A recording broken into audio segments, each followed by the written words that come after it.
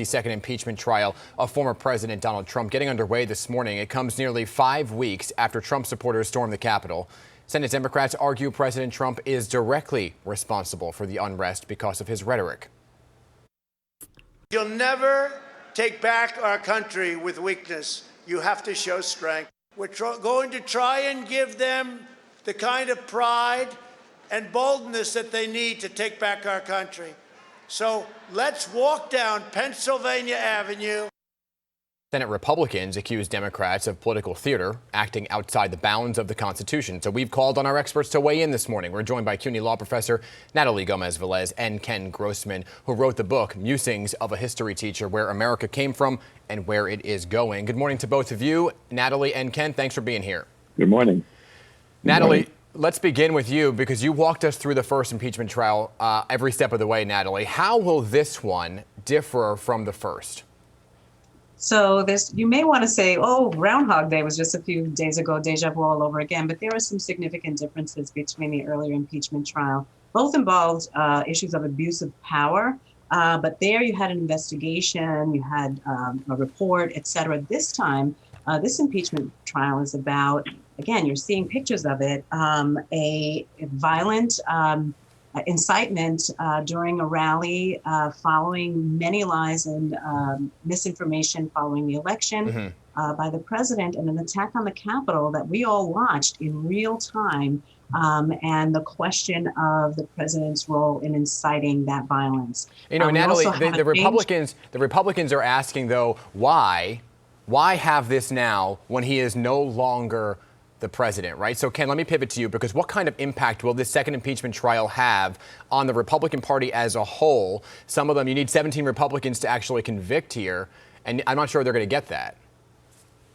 Probably not. One of the hallmarks of the impeachment process is that, even though it's a constitutional mandate, it is also a political situation. You can hardly separate.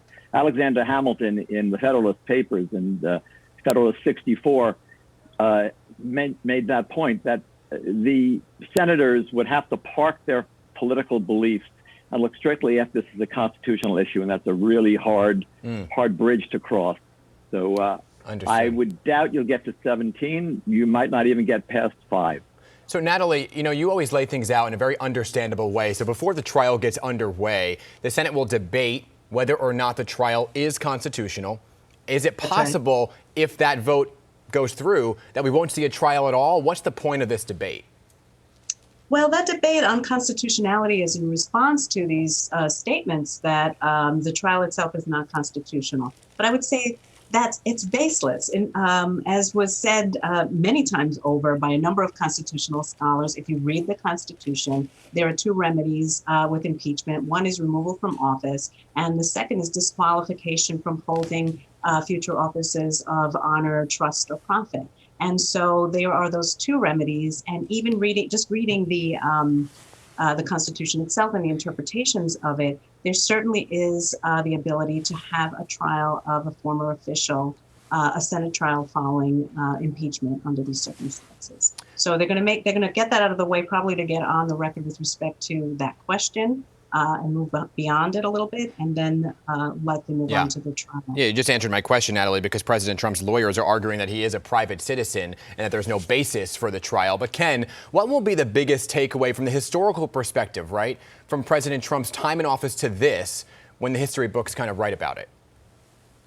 Well, you know, the impeachment process in itself, that and a contempt citation are both huge blots on any presidency.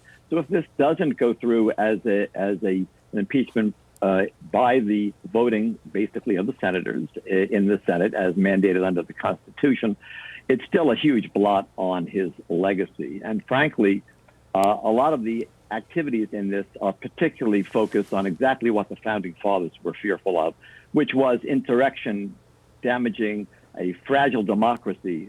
Washington, in particular, was in his revered judgment, was more on the lookout for insurrections and those kind of disturbances in democracy. So it really is right in the bullseye of what would basically constitute an impeachable offense. Yeah. But getting there, as I said, is a political situation. But still, the ramifications are there in history. And Natalie, we're out of time here, but real quickly, the first trial was very lengthy, but both sides will have 2 days to present their case. This time it seems like they're moving at a quicker pace. Why so little time this go around?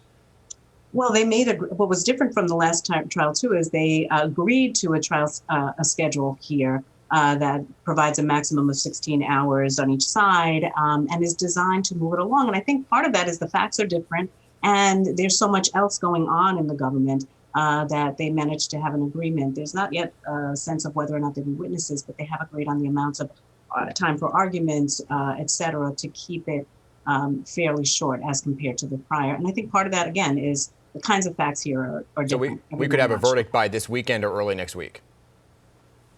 Mm-hmm. And President Trump was asked to testify. He declined. Natalie, thank you for being here this morning. And Ken, thank you for being here as well. We will check in with you as the trial goes on, I'm sure later in the week. But thank you both for your voice this morning. Thank you.